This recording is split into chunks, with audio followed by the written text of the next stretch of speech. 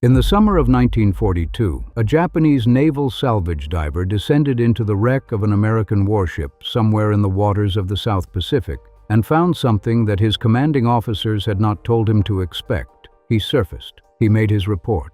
And within 24 hours, the details of what he had seen were being deliberately suppressed by the Imperial Japanese Navy's Intelligence Division, passed up the chain of command to men who understood exactly what the information meant and who chose not to share it with the sailors, the pilots, and the commanders, who were still fighting the war based on assumptions those details had just made obsolete. This is not a single incident. It is a pattern that repeated itself across the Pacific for 3 years, as Japanese salvage teams and intelligence officers descended into sunken American ships, boarded captured American vessels, and inspected American equipment recovered from Pacific battlefields, and found things that frightened them. The reason the reports were suppressed is the same reason they matter today. What Japanese sailors found in sunken American ships was evidence that the United States was winning a war that Japanese high command was still telling its men they were winning. This is no man's land.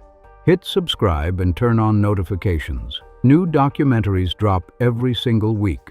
The Japanese officers who directed salvage and intelligence operations against American ships and equipment in the Pacific War were working from a specific set of assumptions about what they would find, and those assumptions were shaped by everything Japanese military culture had taught them to believe about the United States. The prevailing view inside the Imperial Japanese military establishment in 1941 and 1942 was that the United States was a nation of manufacturers and consumers, not warriors. A country that made automobiles and refrigerators and Hollywood movies. A country whose military had not fought a major war in living memory. A country whose soldiers were recruited from a civilian population that had no tradition of military service, no culture of sacrifice, and no particular reason to fight and die for Pacific islands that most Americans could not have found on a map before December of 1941. The Japanese military's institutional self-image was built on the concept of spiritual superiority. Where the American soldier had material abundance, the Japanese soldier had bushido. Where the American naval officer had better equipment, the Japanese naval officer had willpower, discipline, and a readiness to die that no materialist culture could match or understand. This belief was not cynical propaganda. It was genuinely held, deeply embedded in Japanese military training, and reinforced at every level by the record of Japanese arms since the Meiji Restoration.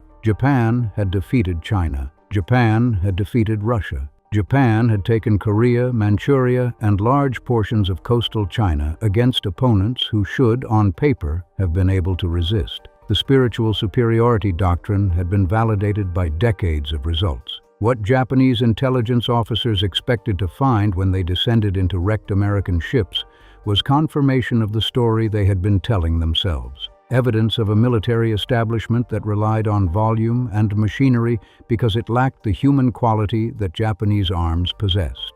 What they found instead began to rewrite the story, and the rewriting was dangerous enough that the men at the top of the Japanese command structure decided it needed to be controlled. The first major opportunity for Japanese naval intelligence to examine American warships in detail came in the aftermath of the battles of the Coral Sea and Midway in May and June of 1942, and from the campaign around Guadalcanal that followed in the second half of that year. The waters around the Solomon Islands became so littered with the wrecks of both navies that sailors called the stretch of water between Guadalcanal and Savo Island Iron Bottom Sound, a name that has endured to the present day. The Japanese naval vessels lost in those waters were accessible to American divers when the war ended, and American naval intelligence conducted extensive surveys of the wrecks. But in the war years, the wrecks that mattered to Japanese intelligence were the American ones, and the waters around Guadalcanal and the surrounding islands contained more American wrecks than Japanese intelligence had ever had access to in one place. What the salvage teams found when they went down into these ships was a picture of American naval capability that was systematically more sophisticated than Japanese briefings had portrayed. The quality of American fire control equipment recovered from wrecked destroyers and cruisers indicated a level of precision in naval gunnery that Japanese surface commanders had not been accounting for in their tactical planning. The communications equipment was more advanced than anything Japanese naval engineers had assessed the Americans as being capable of producing in wartime. The damage control equipment and procedures that could be read from the physical evidence inside the wrecks told a story of an American naval establishment that had been thinking very carefully about how to keep ships alive and in action after they took hits. A problem Japanese naval doctrine had addressed primarily by trying to ensure that Japanese ships did not take hits in the first place. These were not dramatic revelations in the sense of a single device or a single document that changed everything. They were an accumulation of physical evidence that, read correctly, described a naval adversary that was better equipped, better trained, and more systematically prepared for sustained combat than the Japanese officers analyzing the evidence had been told to expect. The single most consequential discovery that Japanese salvage and intelligence teams made inside wrecked American ships was not a weapon or a cipher or a document. It was radar. The United States Navy had been developing and deploying shipboard radar since before Pearl Harbor, and by late 1942, American warships carried radar systems that could detect enemy ships and aircraft at ranges and in conditions that Japanese commanders had not fully appreciated until their men started going into the wrecks and finding the equipment. The Japanese Navy had radar too, and the technological comparison between the two nations' systems at the start of the Pacific War is more nuanced than a simple advantage and disadvantage story. But what Japanese intelligence found in the wrecks was not just the existence of American radar. It was the integration. American fire control systems were connected to their radar in ways that allowed American gunners to engage targets at night and in poor visibility, with an accuracy that should not have been possible based on what Japanese commanders knew about American capabilities. The night surface actions in the waters around Guadalcanal in late 1942 and 1943 were devastating to Japanese naval forces in ways that began to make sense to Japanese analysts when the radar integration picture became clearer. Japanese destroyers and cruisers were being hit in conditions where they could not see the American ships that were hitting them. The men in the wrecks found the explanation.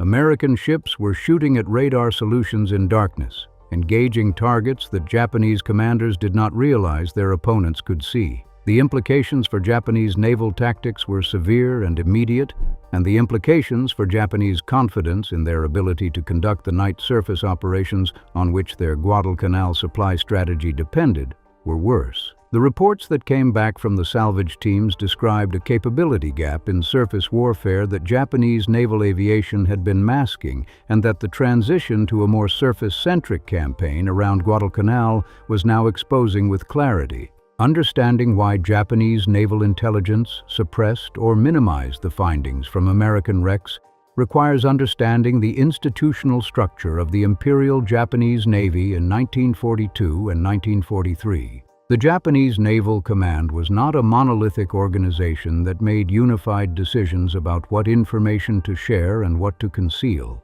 It was a complex bureaucratic structure built around the concept of face, around the preservation of institutional reputations, and around a deep cultural resistance to delivering bad news upward through a chain of command that had been built to receive confirmation of expectations rather than challenges to them. When a salvage diver or an intelligence officer produced a report that described American equipment as superior to what Japanese officers had been planning against, that report created problems for everyone in the chain of command between the diver and the flag officers at the top. The officer who transmitted the report upward was implicitly criticizing the intelligence assessments that had shaped Japanese operational planning. The officer who received it was being asked to explain why the plans he had approved were based on incorrect information. The flag officer at the top was being told that the strategic situation was different from what he had told his superiors. The institutional incentives at every level of the chain pointed toward minimization. The easiest and most professionally safe response to a report that described American capabilities as better than expected was to question the report rather than to question the plans. The officer who raised doubts about American equipment was seen as defeatist, as undermining the spiritual foundation of Japanese military confidence, as a man whose loyalty to the spirit of the Imperial Navy was suspect. This dynamic was not unique to Japan. It is a feature of hierarchical military organizations under the pressure of war, when institutional self-protection and strategic reality pull in opposite directions. But it was particularly acute in the Imperial Japanese Navy because the spiritual superiority doctrine had been elevated from a tactical assumption to a near-religious conviction, and challenging it was not just professionally dangerous. It was a form of heresy. What Japanese sailors found in sunken American ships was not limited to weapons and electronics. The logistical evidence was in some ways more disturbing to the men who understood it. The quantity and quality of spare parts, ammunition, food, medical supplies, and general stores found in American wrecks told a story about American industrial and logistical capacity that was more frightening to Japanese naval planners than any single weapon system. A Japanese destroyer operating in the South Pacific in late 1942 was a vessel of finite and carefully rationed resources. Every shell fired, every liter of fuel burned, every spare part consumed brought the ship closer to a state of reduced capability that could not easily be remedied because the supply chain stretching back to Japan was long, vulnerable to American submarines, and increasingly unable to meet the demand being placed on it by operations across a Pacific theater that now stretched from the Aleutians to the Indian Ocean. The American wrecks told a different story. The ammunition stores found in wrecked American cruisers suggested that these ships had gone into battle with more shells than a comparable Japanese warship carried as a full combat load. The medical supplies told of a military establishment that expected to sustain casualties and had prepared to treat them at a scale that Japanese medical doctrine had not matched. The food stores told of a military culture that fed its men rather than accustoming them to deprivation as a form of spiritual discipline. The spare parts told of an engineering culture that expected machinery to break down under combat conditions and had provisioned for repair at sea, rather than requiring vessels to return to port for maintenance that Japanese ships increasingly could not receive because the ports were too far away or too heavily burdened. Every inventory taken from an American wreck was a data point in a statistical picture that described an adversary whose logistical foundation was not just larger than Japan's, but was organized on entirely different principles. It was designed to sustain operations indefinitely. Japan's was designed to support a short, decisive war. The pattern of discovering more capability than expected was not limited to the salvage divers working in the wrecks. Japanese aviators who survived engagements with American carrier groups and American land-based air power across the Pacific were reporting the same structural surprise from a different vantage point. The American aircraft that Japanese pilots encountered in 1943 and 1944 were not the same aircraft that had been so badly mauled over Pearl Harbor and in the Philippines in the opening months of the war. They were aircraft that had been developed, tested, refined, and produced in quantities that Japanese aircraft production could not approach. The F-6F Hellcat that replaced the F-4F Wildcat as the Navy's primary carrier fighter was not just better than the Wildcat. It was better than the Zero at the altitudes and in the tactical conditions where most Pacific air combat occurred in 1944, and it was appearing in numbers that Japanese pilots described in their debriefs with a consistency that their intelligence analysts found difficult to process. A Zero pilot who returned from an engagement over the Philippine Sea in June of 1944 and reported that American fighters seemed to be everywhere, that there was no altitude where a Japanese formation could operate without encountering American air cover, was reporting something that his commanding officers had not prepared him to experience. The experience of Japanese naval aviators in the final 2 years of the war mirrored exactly what the salvage divers had found in the wrecks.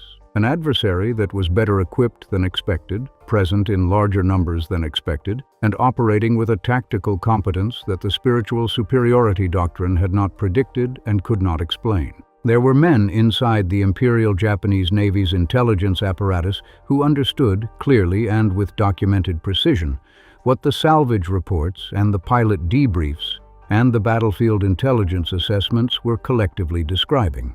They were not small in number.